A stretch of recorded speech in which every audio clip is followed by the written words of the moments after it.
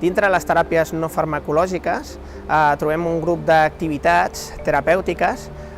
que amb la intenció d'enlentir el procés, enlentir o mantenir el procés d'evolució clínica de la malaltia, en aquest cas que ens ocupa del deteriorament cognitiu. L'activitat física ens ofereix molts beneficis en les 4 esferes de la persona, la física, la cognitiva, la psíquica i la social. L'activitat física la dividiria en 5 grups d'exercicis. El primer grup d'exercicis seria l'escalfament o la mobilitat articular, on aquí vindríem a fer exercicis intentant realitzar-lo amb la màxima amplitud articular. Si comparem, diguéssim, la mobilitat articular amb una bisagra d'una porta,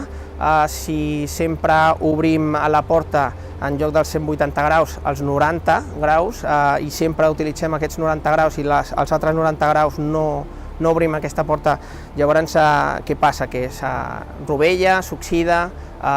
una mica passaria el mateix amb l'articulació, no?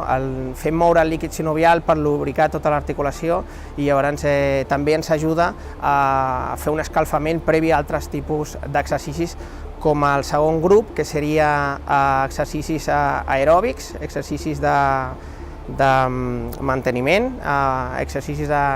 cardiovasculars, com per exemple el caminar. S'aconsellaria com a mínim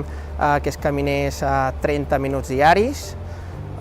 segons les possibilitats també de cada persona. Hi ha persones que podran fer més temps, altres que estan potser més limitades funcionalment faran 20 minuts i ja serà molt, però la idea és això, és anar caminant, fer un treball regular i després passaríem al tercer gran grup d'activitats,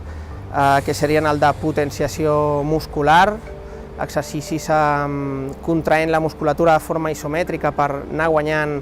força, que això ajudarà a prevenir la fatiga muscular i augmentarà la tolerància a l'esforç. El quart grup d'activitats serien els més importants per prevenir caigudes, que seria el treball d'equilibri i propiocepció, on entrenaríem, per dir d'alguna manera, el cos perquè tingui una resposta ràpida davant una situació de desequilibri. I per últim, el cinquè grup d'activitats